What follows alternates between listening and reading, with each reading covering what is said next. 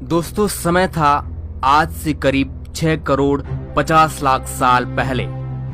पृथ्वी के साथ एक ऐसी खगोलीय घटना घटी जिसने पृथ्वी को पूरी तरह धूल के बादलों से ढक दिया। इस भयानक विस्फोट से इतना अधिक मात्रा में रेडिएशन उत्पन्न हो रहा था कि इसके 800 किलोमीटर एरिया में आने वाले सभी जीव जंतु आग की भट्टी में तब्दील हो चुके थे। इस भयानक घटना से धरती पर मौजूद 90% प्रजाति का खात्मा हो चुका था। पृथ्वी पर रहने वाला 25 किलो से ज्यादा वजनी हर जीव जलकर खाक हो चुका था। इस महाप्रलय में लाखों की संख्या में जीव मारे जा चुके थे और पेड़ पौधे भी जलकर राख हो चुके थे। दोस्तों, यहाँ से डायनासोरों का काल खत्म हो चुका था। लेकिन यह महाप्रलय छोटी प्रजाति के जीवों के लिए फायदेमंद साबित हुआ और वो प्रजाति थे मैमल्स की, यानी आसान शब्दों में कहा जाए तो स्तनधारी जीव। ये छोटे छोटे स्तनधारी जीव इस महाप्रलय से तो कैसे भी करके बच निकले थे, लेकिन भयंकर गर्मी से बचने के लिए इन जीवों ने अपना बसेरा जमीन के अंदर बना लिया और अपने आप को जीवित रखने के लिए सब कुछ खाना शुरू कर दिया। धीरे धीरे उस महाप्रलय को लाखों साल बीत चुके थे और अब धरती पूरी तरह उन विशालकाय डायनासोरों से आजाद हो चुकी थी। धरती का मौसम एकदम सामान्य हो चुका था। पृथ्वी की सतह पर फिर से पेड़ पौधों का विकास होने लगा और शुरुआत होती है एक नई दुनिया की। इस दुनिया में हमारे पूर्वज यानी मैमल्स समय के साथ साथ काफी विकसित हो रहे थे और ये आकार में पहले की तुलना में काफी बड़े हो चुके थे। उनमें से अलग अलग प्रजाति की उत्पत्ति हुई। उनमें से कई सारे जीव जिनके हाथ और पैर हमारी तरह ही थे, उनके शरीर में धीरे धीरे बदलाव होता रहा और वो अब सीधे खड़े होकर चलने लगे। अब समय आया आज से करीब 4.7 करोड़ साल पहले। उस वक्त पृथ्वी के वातावरण में लगातार बदलाव हो रहे थे। पृथ्वी के अंदर मौजूद टेक्टोनिक प्लेट्स में हलचल पैदा होने लगी और इसका नतीजा ये हुआ कि धरती के 2 बड़े भूभाग आपस में टकरा गए। इन भूभागों में आज का हमारा भारत भी शामिल था। इन दोनों भूभागों के टकराने से एक नई पर्वत श्रृंखला का निर्माण हुआ, जिन्हें आज हम हिमालय पर्वत श्रृंखला के नाम से जानते हैं। ये वही पर्वत है जो दुनिया का सबसे बड़ा शिखर है, माउंट एवरेस्ट। इस पर्वत श्रृंखला की वजह से मौसम का फॉर्मूला बदलने लगा और पृथ्वी का वातावरण काफी ठंडा हो चुका था और इन पर्वत श्रृंखला से गिरने वाले बर्फ ने कई बड़ी बड़ी नदियों को जन्म दिया। ये वही नदियां हैं जो कि आज 50% से ज्यादा मानव जाति के लिए पानी का स्रोत है। ओलिगोने इपोक में करीब आज से 2 करोड़ साल पहले ग्लोबल कूलिंग हुई, जिसके चलते घास के मैदानों में बढ़ोतरी होने लगी और जंगल धीरे धीरे खात्मे की ओर बढ़ रहे थे। उस परिस्थिति में कुछ ऐसे जानवर विकसित हुए जो खुले मैदान में रहना पसंद करते थे और इन्हीं में दूसरे जानवर को खाने वाले जीव भी मौजूद थे। मगर दोस्तों, अब भी पृथ्वी पर एक अंश की कमी थी, जो था मानव। जो अभी हम वीडियो देख रहे हैं, आखिर ये मानव आया कहां से था? आज से करीब 1 करोड़ साल पहले पृथ्वी का रूप काफी हद तक आज के जैसा बन चुका था और अब पृथ्वी की परिस्थितियां धीरे धीरे बदलने लग गई थी। आज से करीब 40 लाख वर्ष पहले पृथ्वी के अंदर टेक्टोनिक प्लेट में हलचल होने से अफ्रीका के पूर्वी इलाकों में एक नई पर्वत श्रृंखला का जन्म हुआ, ईस्ट अफ्रीकन रिफ्ट वाले।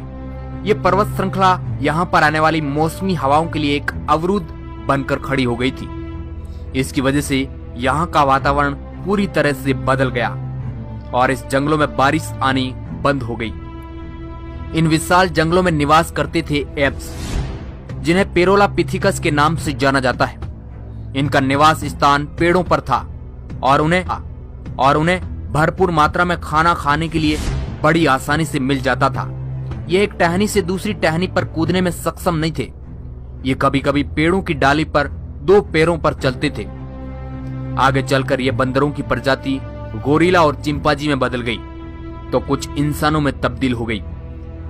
ये पूरे अफ्रीका में फैले हुए थे, मगर समय बीतने के साथ साथ यहाँ पर अकाल की स्थिति आ गई। बारिश न होने की वजह से जंगल पूरी तरह से साफ हो चुके थे और इन एप्स के लिए पेट भरना भी मुश्किल हो रहा था। खाने की तलाश में इन्होंने पेड़ों से नीचे कदम रखा। ये थे अर्धीपिथिकस रेमिडस। ये हमारे पूर्वज थे। आज हम इन्हीं से डेवलप होकर ऐसे बने हैं। इस मानव प्रजाति ने सबसे पहले जमीन पर कदम रखा और ये मानव इतिहास का जमीन पर पहला कदम था। इनकी शक्ल हम इंसानों से मिलती थी और इनका दिमाग संतरे के जितना बड़ा होता था और इनके पास हम इंसानों जैसे दांत भी हुआ करते थे और आकार में ये लगभग 4 फीट लंबे होते थे। कई हजार सालों के विकास क्रम के बाद इन्होंने अपने आप को 2 पैरों पर चलने के लिए सक्षम बना लिया, जिस कारण ऊर्जा भी कम खर्च होती थी।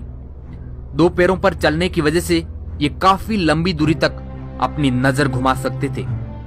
साथ ही साथ इनका दिमाग भी बुद्धिमान होता जा रहा था। समय बीतता गया, विकास की प्रक्रिया लगातार चलती रही और हमारे पूर्वज अपने शरीर में विकास करते गए।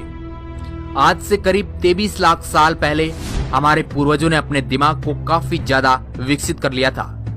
इस प्रजाति का नाम था होमो हेबिलिस और उन्होंने पहली बार पत्थर को हथियार के रूप में इस्तेमाल करना शुरू किया और धीरे धीरे धारदार पत्थर की मदद से हथौड़ा बना लिया। कई सालों के लंबे अरसे से गुजरने के बाद इन्होंने अपने दिमाग को कुछ इस कदर बुद्धिमान बना लिया कि अब वह शिकार के लिए आपस में लड़ने की बजाय समूह में शिकार करने लगे थे। इसके बाद प्रजाति आई होमो इरेक्टस, जो अन्य जानवरों से ज्यादा बुद्धिमान थे। होमो इरेक्टस प्रजाति ने ही सबसे पहले आग का इस्तेमाल किया।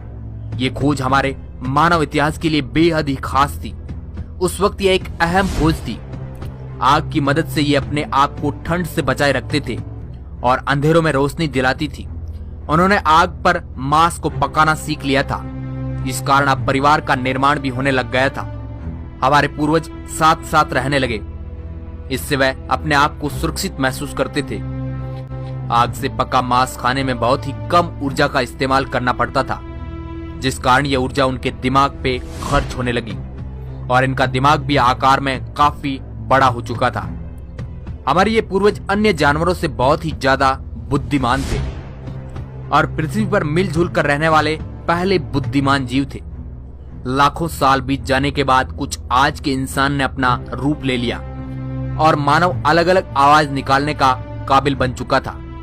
यानी कि हमने लैंग्वेज का विकास कर लिया था, जिसके जरिए वह अपनी जानकारी एक दूसरे के साथ शेयर कर सकते थे। ये वह आखिरी विकास क्रम था। उसके बाद आज के इंसानों की उत्पत्ति हुई। हमारा अस्तित्व यानी कि होमो सैपियंस का समय शुरू हो गया। हमारे पास धरती के सभी जानवरों से बड़ा दिमाग था। अब हम कहीं पर आ जा सकते थे। हमारे पास हथियार थे। उससे भी बड़ी बात, उस वक्त हमारे पास बुद्धिमान दिमाग था और अब हम केवल एक ही महाद्वीप तक सीमित नहीं रहे, बल्कि अलग अलग महाद्वीपों पर निवास करने लगे। आज से करीब 50,000 साल पहले आइस एज शुरू हो गई और इसी वक्त इंसान चाइना और ऑस्ट्रेलिया तक पहुंच गया। धीरे धीरे हम इंसान पूरी दुनिया में फैल गए। फिर पेट पालने के लिए खेती शुरू की और इसी तरह इंसानों ने पूरी दुनिया में अपनी बस्तियां बसा दी और धीरे धीरे आज हमने अपने आप को काफी विकसित कर लिया है। कितनी कड़ी चुनौतियों के बाद आज के हम इंसान अस्तित्व में आए। आज हमने इतनी ज्यादा टेक्नोलॉजी विकसित कर ली है कि अब हम केवल पृथ्वी तक ही सीमित नहीं रहे, बल्कि चांद पर भी कदम रख चुके हैं और विज्ञान की मदद से हम अलग दुनिया के बारे में खोज कर रहे हैं। आज पृथ्वी पर हमारे अलावा कोई ऐसा बुद्धिमान जीव नहीं है जो हमसे आगे है। आज ऐसा समय आ चुका है कि सुबह के वक्त इंटरनेट के बगैर हमारी आंखें तक नहीं खुलती है। कुछ लोगों को इंटरनेट के बगैर लगती भी नहीं है। समझ गए ना क्या कहना चाह रहा हूं? आप टेक्नोलॉजी का उदाहरण खुद देख सकते हैं। अभी आपने 10 मिनट के अंदर मानव जाति के अस्तित्व का पता लगा लिया। आज हमें पता है कि हम मानव धरती पर कैसे आए। हमने अंतरिक्ष में जाकर कई रहस्यों को उजागर किया है और आगे भी टेक्नोलॉजी की विकास की प्रक्रिया लगातार जारी है। तो दोस्तों, कैसा लगा हमारा करोड़ों सालों का सफर?